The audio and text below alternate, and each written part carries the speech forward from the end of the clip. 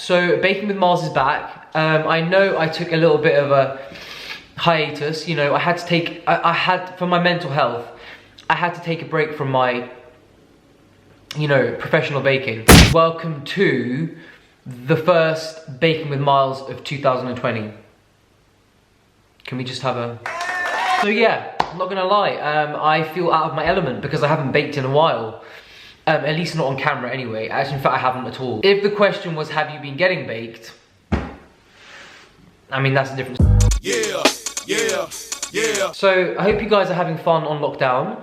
I'm having lots of fun, hence why I'm in the kitchen, bringing you a recipe which hasn't even been created yet. Once I edit this and post it, it will have been created.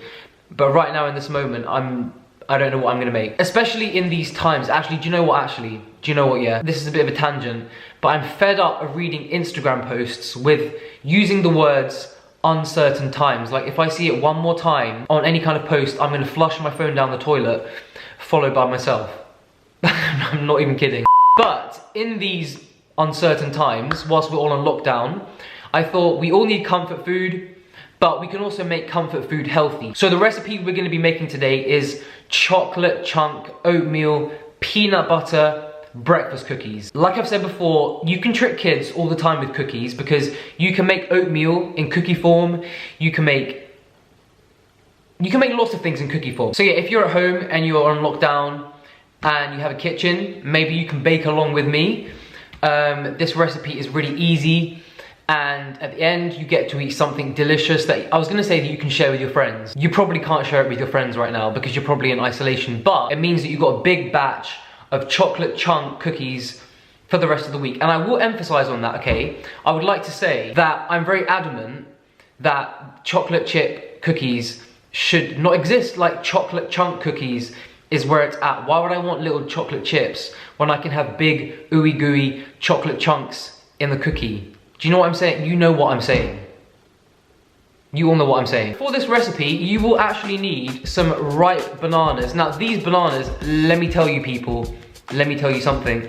These bananas are freely approved. I mean, as you can tell. So yeah, you will need some very, very ripe bananas. This provides a lot of the sweetness and also the goo element. I also hope you appreciate that I'm wearing blue because in honor of the Cookie Monster. Okay, so the good thing about these breakfast cookies is that they are very high in protein, which means not only do you get a delicious snack whenever you eat them, breakfast, lunch, snack time, dinner, midnight. Are any of us actually following a meal schedule right now on lockdown?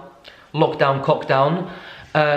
Probably not. But yeah, the reason that they're so good for breakfast is because they are high in protein and they keep you full up for a long time. So let's get baking. Yeah. So we are going to smush the banana. Do you know what as well though, guys? I will say that it is kind of depressing to have bananas this ripe and nice and sweet and not chop them up and freeze them. Because if you haven't noticed, if you guys have not noticed, Freely has indeed noticed, I am not the biggest banana eater. I just don't eat a lot of bananas, but I love to have really ripe frozen ones ready for smoothies and stuff. Look at that, kind of looks like scrambled egg, but I promise it's not. All right, so here are all the ingredients I'm using today. Obviously we have got the two and a half mushed, very ripe bananas. I have got half a cup of smooth, oh, look at that. So yeah, half a cup of smooth, silky nut butter. Again, you can use almond butter. If you're allergic to nuts, you can use sunflower seed butter. You could, of course, use tahini. Half a cup of chopped walnuts, just for extra crunch, extra flavor, a little bit of omega-3s. Obviously, the dark chocolate chunks. This is a whole bar, so it's 100 grams of, oh, look at those chocolate chunks.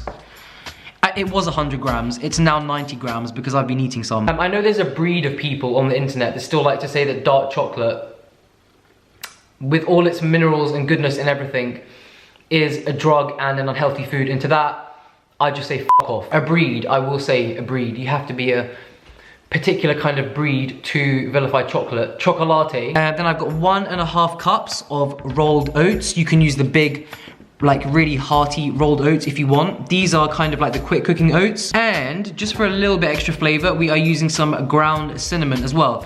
When I mix this together before it goes in the oven, I might need to use a few splashes of plant milk. Almost forgot to tell you, to bump up the protein, I'm using a scoop. I'm actually gonna use a scoop and a half of the salted caramel maca perform protein from Vivo Life, which I'll link down below. I would normally go with vanilla for something like this, but I feel like with the peanut butter, with the chocolate, the salted caramel will just be a vibe, so yeah. All right, so we're gonna start with the bananas. You can, of course, I give you permission to use applesauce if you have that too. In goes the peanut butter. Oh, look at that. Honestly, guys, I mean, right there, just peanut butter and banana. That's a breakfast right there. In fact, it's like this is actually my dessert every single night. Just that. Little pinch of cinnamon. Just give this a good little mix. All right, so now that that is nice and combined, we're gonna add the rest of the ingredients, starting with the oats. Of course, if you want this to be gluten-free, you can use gluten-free oats. You could use quinoa oats. I don't know if that's actually a thing, but if it is, you could use them. Walnuts, protein powder, and the chocolate chips. Oh, sorry, chocolate chunks. Now don't be alarmed, okay, because the end result, once you've really got in there, it's going to be very thick, but just persist. And if you need a splash of plant milk, like I do, then that's fine. Just a little splash of cashew milk.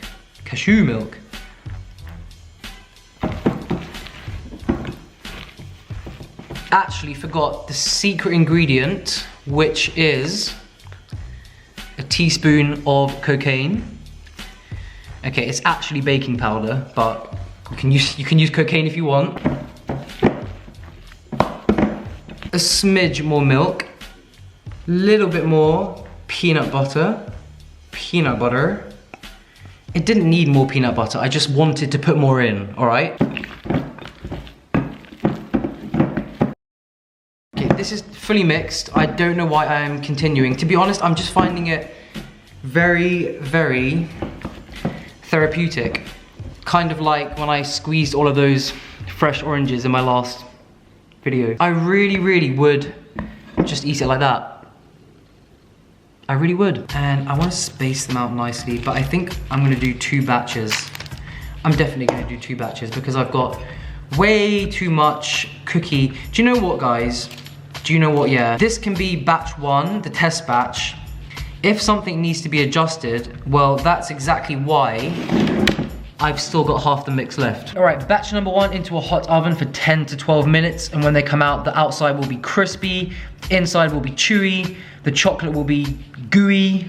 Yeah. Now, my beverage of choice when I'm eating cookies, or to be honest, when I'm eating anything, is a good iced latte or a frappuccino mix. So in honor of these cookies, as they are kind of peanut butter dominant, I'm gonna show you how to make a creamy, thick peanut butter frappuccino, but homemade, healthy, and cheap. All you need is decaf coffee, ice, some kind of plant milk, some kind of sweetener if chosen, and some salted peanut butter.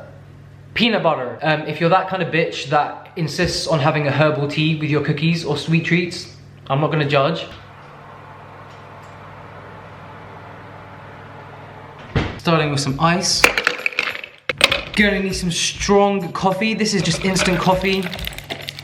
And as always, for me, that is decaf. Some plant milk of your choice. This is cashew milk.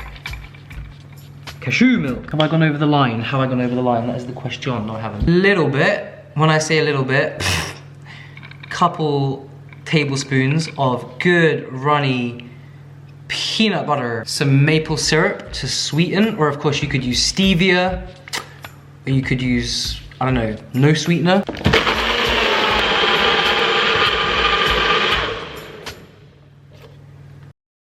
All right, batch number 1, look at that, guys. They have turned out nice and crisp on the outside. Just gonna let them cool a little bit. You can see the big chocolate chunks have started to get all melty and ooey.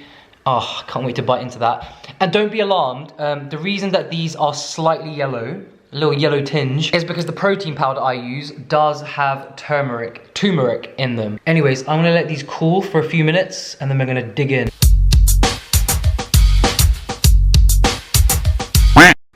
It's gonna happen again. Guys, would you look at the foam? The foam to coffee ratio on this is just insane. All about the foam. All right, before we go in for the final taste, I'm gonna cleanse the palate with my Am I cleansing my palate or am I confusing my palate? Probably confusing. Oh, it's so good, guys. You need to make it. And again, look at the foam ratio, just the froth on top, just, oh. So I will admit, guys, these are not the most aesthetically, no. These are not the most aesthetically pleasing cookies. But I don't give a shit about that, okay? They just need to taste good. You can smell the peanut butter, the cinnamon. I'm thinking, do I go in for a mouthful like this or do I smother it with peanut butter first? Which I'm gonna do afterwards anyway, so we'll just do a real taste. Cheers.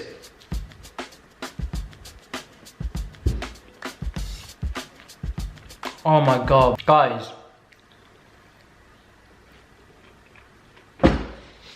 I can admit to you now, I didn't even follow a recipe, but you already knew that. If I was gonna rate these, I would give them a 10 out of 10. I'm going to try it with peanut butter on top. Ooh. Look at that. Now we're talking. Cheers.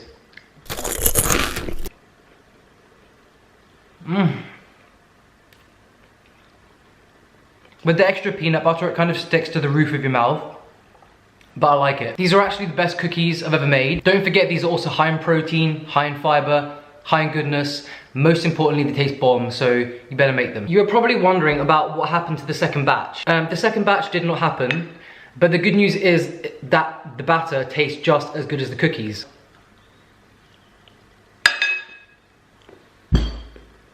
That's even better. Yeah, the other good thing about these,